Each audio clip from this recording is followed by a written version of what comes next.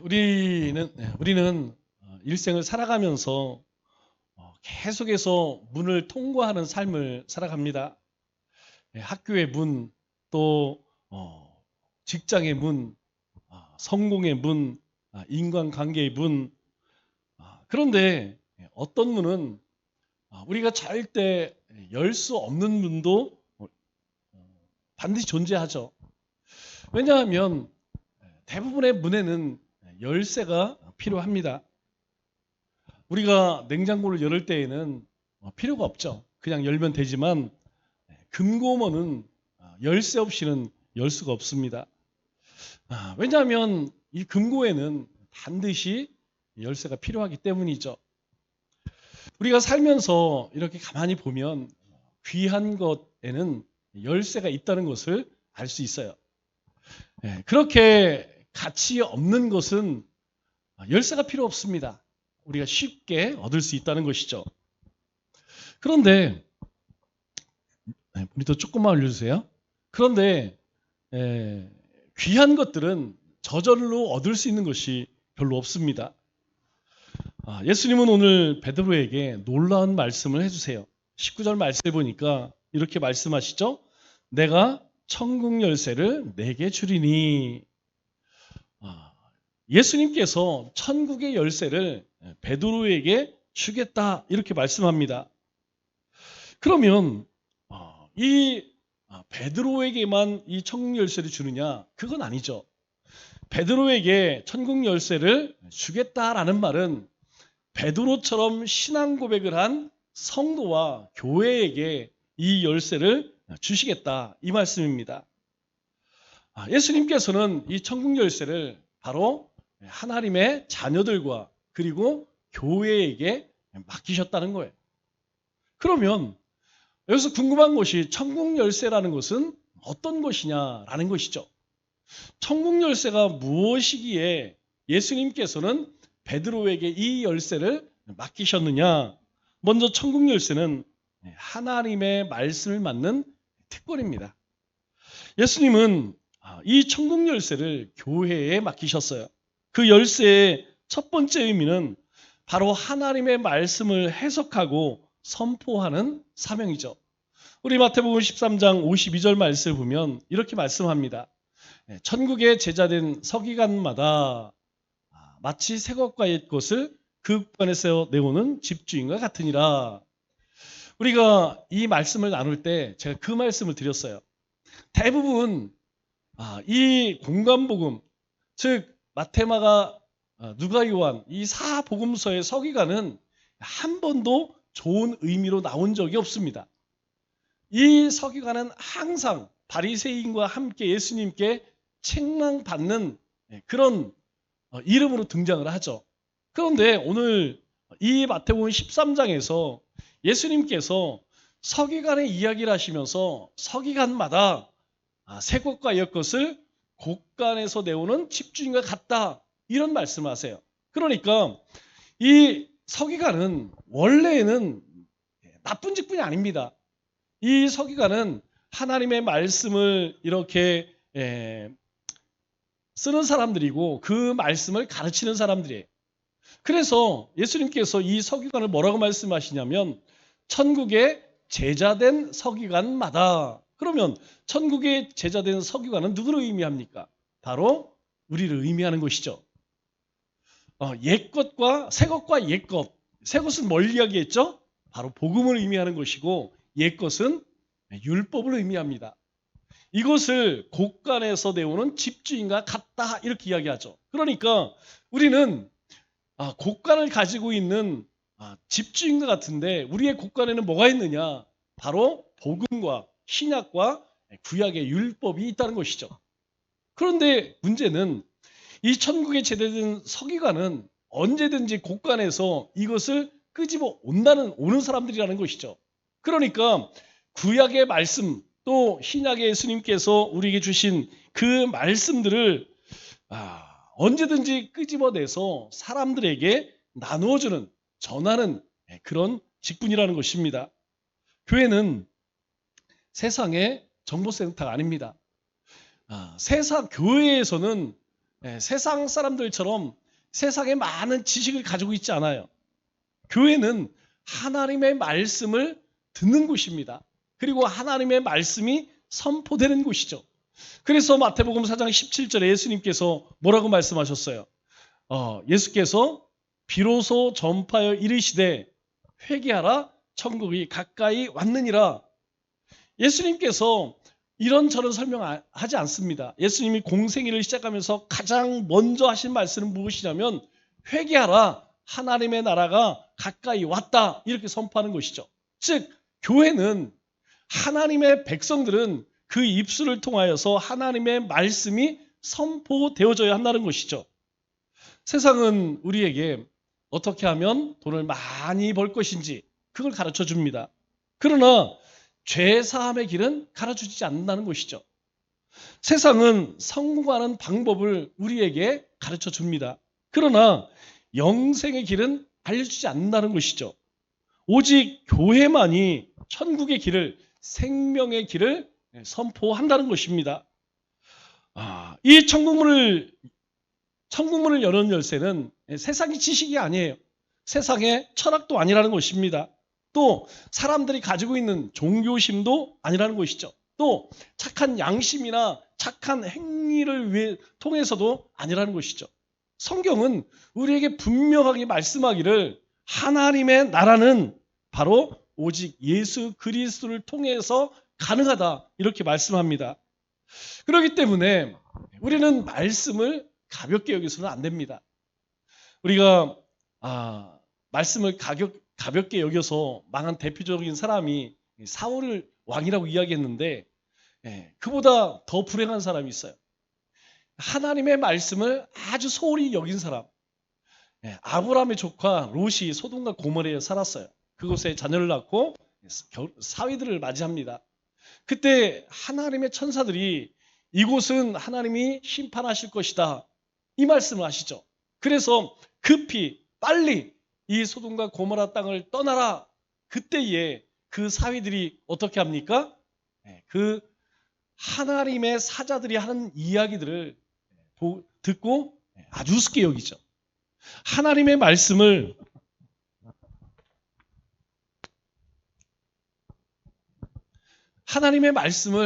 아주 경히 여겼다는 거예요. 그 결과는 무엇이냐?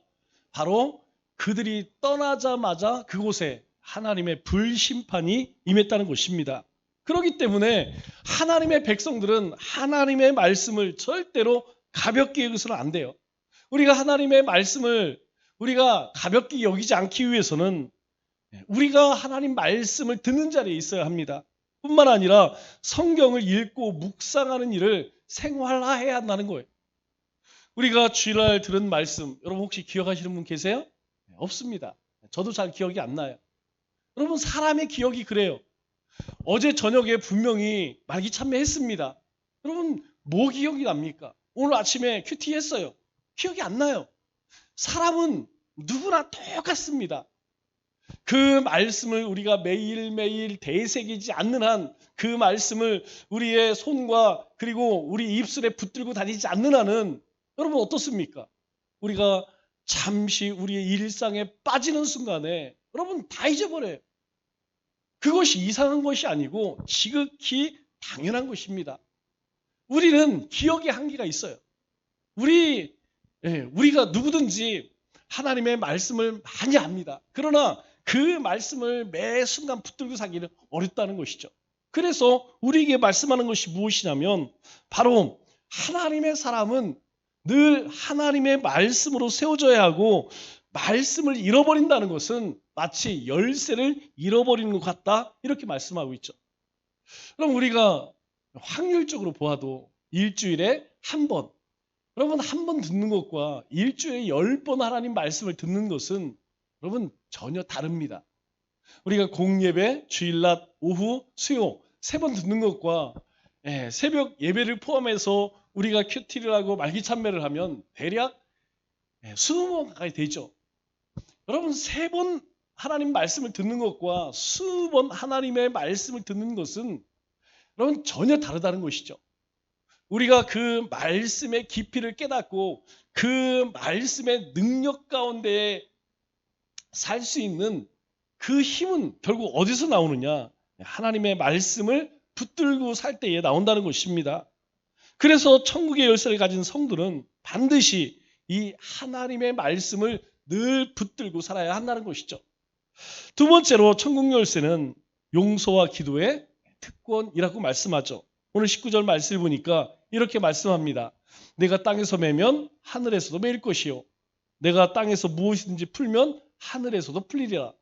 내가 매면 매이고 내가 풀면 풀린다. 이렇게 말씀합니다. 이 말씀의 중요한 의미는 바로 용서의 권세입니다. 우리 요한복음 20장 23절 말씀을 보면 너희가 누구의 죄든지 사하면 사하여질 것이요. 누구의 죄든지 그대로 두면 그대로 있으리라. 이뿐만이 아닙니다. 예수님께서 우리에게 이 산상수훈을 주실 때에 첫 번째 팔복 말씀하실 때 다섯 번째로 뭘 이야기하죠? 긍휼히 여기는 자가 긍휼히 여기심을 받는다라고 이야기하죠. 긍휼히 여기는 자가 복이 있다는 것입니다. 여러분, 긍휼한 마음을 가질 때에 우리가 누군가를 용서할 수 있다는 것이죠. 즉 하나님은 우리에게 용서의 사명을 맡기셨다는 것입니다. 그러면 용서의 반대는 뭘까요? 우리가 용서한다면 용서하지 않는 것, 정죄를 의미하겠죠. 그러면 정죄는 누구의 영역일까요? 하나님의 영역일까요? 아니면 사탄의 영역일까요? 우리가 일상생활 가운데에서 어떻게 이 천국의 열쇠를 사용할 수 있느냐? 다름이 아니라 용서할 때 이 천국의 열쇠를 사용할 수 있다는 것입니다. 왜 그러느냐? 사실 인간에게 가장 어려운 일 중에 하나가 무엇이냐면 용서입니다. 여러분, 있는 것은 참 쉽지가 않아요.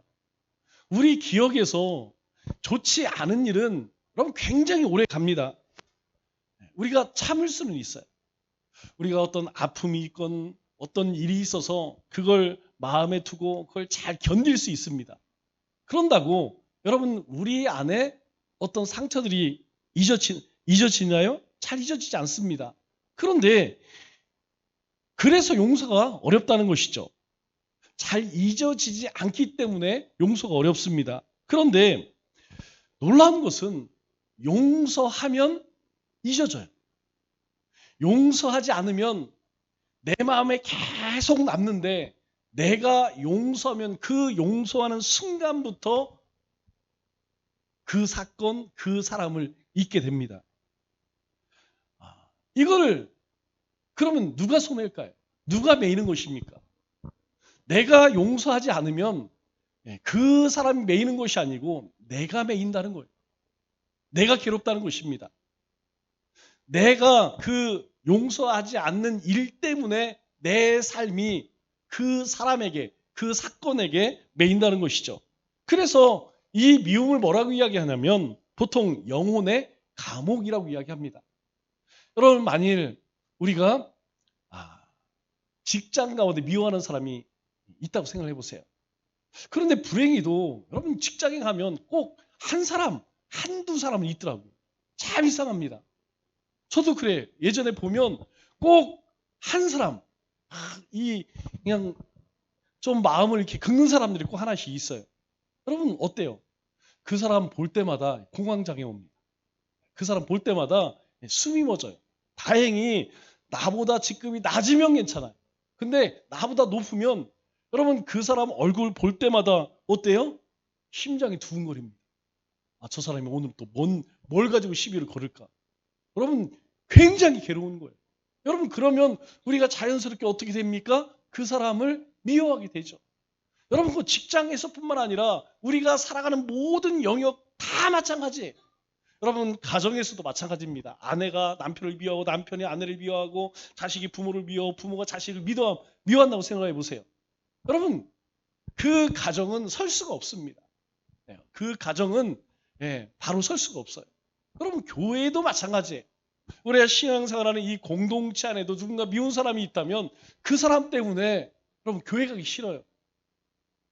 저도 예전에 시골에서 이걸 다닐 때에 좀 싫은 집사님이 하나 있었어요.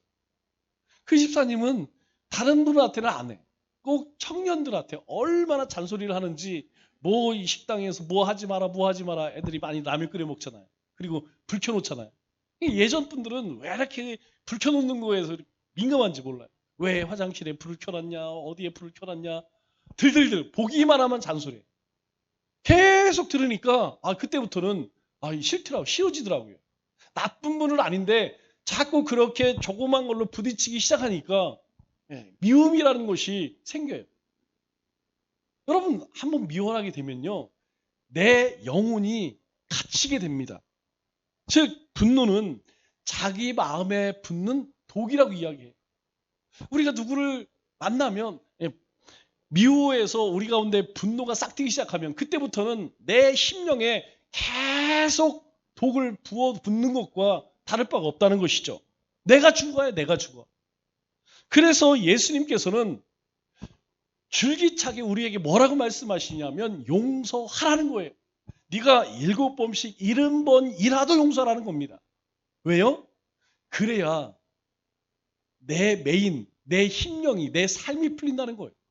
내가 만일 용서하지 않고 붙들고 있으면 내 인생이 그 미워하는 거에 붙들려 사게 됩니다. 그래서 예수님께서는 용서하라는 거예요. 7번씩 70번이라도 490번 이후에 복수라는 얘기가 아니고 완전히 용서하라, 그렇게 말씀하는 것이죠. 그러면 누구를 위해 용서하라는 겁니까? 바로 우리 자신을 위해서 용서하라는 것이죠. 오늘 주님이 우리에게 말씀하세요. 내가 땅에서 매면 하늘에서 매인다는 거예요. 여러분, 우리 심령이 괴로우면 여러분, 하나님과 소통이 되나요? 우리의 심령이 열려질 때에 하나님의 은혜가 우리 심령에 부어주는 것이고 하나님의 뜻을 깨닫게 되는 것이죠. 왜 우리가 용서해야 되느냐? 주님은 분명하게 말씀합니다. 바로 너희가 용서받은 자이기 때문이라는 거예요. 교회는 여러분, 정죄하는 공동체입니까? 아니면 회복하는 공동체입니까? 여러분, 교회는 정죄하는 곳이 아니에요. 주님께서는 우리에게 산상수훈에 말씀하세요. 너희가 비판하는 그 비판으로, 너희가 헤아리는 그 헤아림으로 너희도 똑같이 비판받고 헤아림을 받을 것이다. 내가 정죄하면 너도 정죄함을 받는다는 것이죠. 내 안에 들보를 보라는 것입니다. 다른 사람에 있는 티를 보지 말고 내 눈에 있는, 내 삶에 있는 들보를 보라고 우리에게 말씀하시죠. 그럼 미움이 있는 곳에 우리가 누군가를 미워하면 여러분, 기도가 될까요? 안 될까요? 안 됩니다. 우리가 부부 간에도 다투게 되면 여러분, 반드시 잘 때 등을 돌려요. 참 이상합니다. 평상시에도 그렇게 보고 싶지는 않지만 여러분, 어쨌든 간에 이게 좀 안 좋은 일이 있으면 나도 모르게 등을 돌려요. 그렇지 않습니까? 우리가 싫어하는 사람 만나면 나도 모르게 이렇게 고개를 저기 먼 산을 쳐다보잖아요. 마찬가지예요. 우리가 누군가를 미워하는 마음이 있으면요, 하나님과 이 대면이 안 됩니다. 하나님과 대화가 안 돼요. 내 마음속에 뭔가 이게 마음속 한 구석에 있기 때문에 하나님 앞에 주님의 이름을 불러도 계속 조금 기도하면 그 미워하던 그게 또 터나고 또 튀어나오고 계속 그렇게 돼요. 여러분, 우리 가운데에 이 미움이 있으면 하나님과 소통이 안 된다는 것이죠. 하나님의 음성이 들리질 않습니다. 여러분, 우리가 누군가를 미워하게 되면 하나님께 엎드릴 때마다, 기도할 때마다 우리의 마음속에 하나님이 한 가지밖에 말씀 안 하세요. 너 기도하기 전에 빨리 가서 사화해라. 먼저 손 내밀고 네가 먼저 손 내밀어라. 처음에는 안 그렇습니다. 하루 이틀은 자기 합리화를 하죠. 하나님, 제가 이렇게 억울한 일을 당했습니다. 막 내 얘기를 해요. 그런데 그렇게 2, 3일 지나면 결국은 잘했든 잘했지 못했든 여러분, 강물이 흘러서 어디로 갑니까? 바다로 가는 거예요. 여러분, 강물이 아무리 더럽고 폐수가 있고 거기에 악탕물이 있고 그래도 바다는 다 받아주는 것이죠. 결국 하나님의 은혜가 있고 말씀이 있고 능력이 있는 사람이 먼저 손을 내미는 것이라는 것이죠. 그렇지 않으면 이 하나님과의 관계가 절대로 이 친밀해질 수가 없다는 것입니다. 여러분, 가정이 깨지는 이유가 무엇이? 우리 교회가 분열되는 이유가 무엇입니까? 결국은 한 가지예요. 용서하면 문제가 되지 않습니다. 그런데 용서를 하지 못해요. 그래서 예수님께서 우리에게 용서하라고 말씀하실 때 너희가 상황에 따라서 또는 사안에 따라서 용서해라 이렇게 하셨을까요? 아닙니다. 하나님께서는 우리에게 명령으로 말씀하세요. 너희가 원수라 할지라도 용서하라 이렇게 말씀하세요. 너희가 생각해보고 너희가 계산해보고 너희가 옳고 그름을 따져서 용서해 이렇게 말씀하지 않으세요. 그 사람이 설사 내 원수라 할지라도 여러분, 원수는 결국 용서가 되지 않는 사람입니다. 그런 사람이라 할지라도 명령형으로 용서하라 그렇게 말씀하세요. 왜 그렇게 말씀하십니까? 그 용서가 되지 않으면 결국 그 끝은 뭐냐면 내 삶에, 내 인격에 파멸이 온다는 거예요. 여러분, 내 영성 생활에, 내 영혼에 손해가 가는 것입니다. 그래서 하나님께서 우리에게 늘 물으세요. 우리가 말씀을 읽거나 묵상하면 내 마음에 혹시 미워하는 사람이 있느냐? 여러분, 그 소리가 들려져야 한다는 것이죠. 또 풀지 못한, 우리 안에 있는 아직도 풀지 못한 응어리가 있느냐? 또 마음에 묶어둔 수람이 있느냐? 여러분, 맨 것을 풀라고 말씀하세요. 내가 풀면, 내가 내 마음에 풀면 하늘에서도 풀린다는 거예요. 내가 땅에서 매이면 하늘에서도 매인다는 거예요. 하나님의 은혜가 우리 가운데 임할 수 없다는 것입니다. 그럼 이것은 내가 미워하는 대상에게 이야기하는 것이 아니에요. 우리를, 나를 위해서 주님이 하시는 말씀이라는 것이죠. 이 말씀의 의미가 무엇입니까? 바로 그리스도 안에 있는 사람은 미워할 권리도 없다는 것을 말씀하고 있어요. 우리에게는 오직 사랑할 능력만 있다는 것입니다. 그래서 사랑하라, 용서하라 라고 우리에게 말씀하는 것이죠. 그래야 우리가 진리 안에서, 우리가 주님 안에서, 말씀 안에서 자유함을 얻게 되는 것이죠. 여러분, 우리가 누군가 용서하지 못하면 여러분, 자유함이 없습니다. 우리의 마음이, 내 마음이 불편한데 예배가 되겠습니까? 교제가 되겠습니까? 헌신이 되겠습니까? 안 되는 거예요. 마지막으로 천국의 열쇠는 전도의 사명입니다. 예수님께서 교회에게 모든 사람들을 하나님의 나라로 그렇게 인도하는 사명을 맡기셨습니다. 우리 마가복음 16장 15절 말씀을 보면 이렇게 말씀하죠. 너희는 온 천하에 다니며 만민에게 복음을 전하라. 여러분, 여기에서 중요한 것은 만민이라고 하는 의미예요. 너희가 온 천하에 다니며, 여러분, 우리가 가정이 있고 생업이 있는데 온 천하를 어떻게 다니겠습니까? 여기서 온 천하는 우리의 생활 반경을 이야기하는 것이죠. 그런데 만민은 남녀노소를 의미합니다. 그 사람이 어떤 사람이든, 그 사람이 젊은 사람이든 그렇지 않은 사람이든 배운 사람이든 배우지 않은 사람이든 뭐 절에 다니든 아니면 이슬람 사원을 다니든 아니면 저 신천지에 빠졌던 사람이든 그거 가리지 말라는 거예요. 만민이라는 말은 차별하지 말라는 것입니다. 모든 사람들에게 너희는 복음을 전파하라 이렇게 우리에게 말씀하시죠.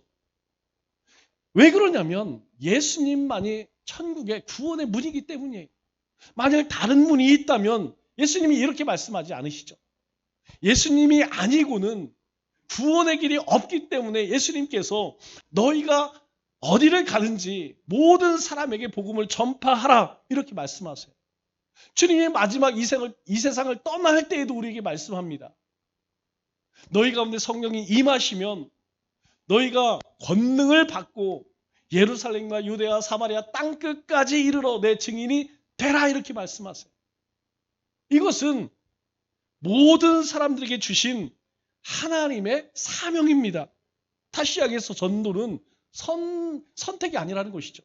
난 좀 시간이 있어야 되는데, 내가 전도의 기술을 좀 배워야 되는데, 여러분, 그렇지 않다는 것이죠.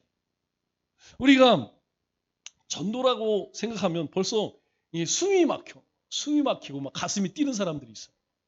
여러분, 전도는 그냥 내가 만난 예수님을 이야기하는 것이에요. 거기에다가 우리가 매일 하고 있는 마귀 참매의 생각이 나면 조금 더 보태고 더 많이 생각이 나면 성경 말씀도 가지고 와서 이야기하는 것입니다. 전도는 거창한 것이 아니에요. 첫째는 우리의 삶의 모습으로 보여주면 됩니다. 우리 주일날에도 말씀드렸죠? 여러분 거룩함이 무엇입니까? 여러분 이게 거룩함이 아니라는 것이죠. 누군가 아파하고 상처 있는 사람이 있으면 가서 손잡아 주는 것, 떨어져 있는 거 하나 주는 것, 다른 사람들보다 조금 일찍 출근하고 일찍 퇴근하는 것, 그래서 저 사람은 교회 다니니까 뭔가 좀 다르다. 여러분 이것이 우리의 삶에 복음을 전하는 첫 걸음이라는 것이죠. 거기에다 하나님이 조금 감동 주시면 내가 저 사람에게는 예수를 한번 믿어보라고 말아야겠다. 조금 더 하나님의 강권적인 역사가 있다면 전도지라도 아니면 용품이라도 가지고 다니면서 내가 일 삼어서 그냥 오며 가미가 아니고 내가 시간을 내어서 그렇게 하는 것입니다. 중요한 것은 무엇이냐면 우리의 존재의 이유가 바로 복음 증거에 있다는 것이에요. 하나님께서 우리를 먼저 부르신 이유는 바로 그것입니다.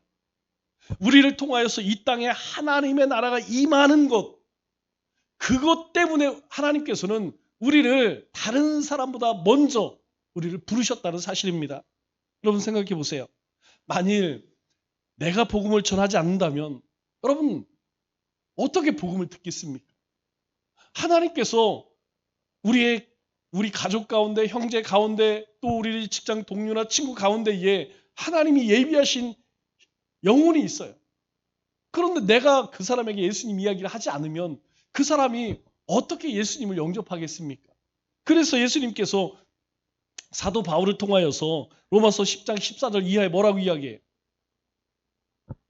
믿지 아니하는 일을 어찌 부르리요? 듣지 못하는 일을 어찌 믿으리요? 전파하는 자가 없이 어찌 들으리요? 전파하는 자가 없이 어떻게 들으냐는 거예요. 우리가 가지 않으면, 우리가 이야기하지 않으면 여러분 어떻게 저들이 구원을 얻을 수 있겠느냐? 우리에게 말씀합니다. 여러분 우리가 예비신자를 품죠. VIP를 위해서 여러분 계속 기도합니다. 또 우리가 뭐 많은 지식이 없어서 막상 준비를 많이 해도 여러분 실제로 복음 전하려고 하면 어떻습니까? 머리가 하얘지죠. 저도 그럴 때 많이 있어요. 딱 준비해서 이야기하려고 하면 딴 얘기예요. 딴 얘기 합니다.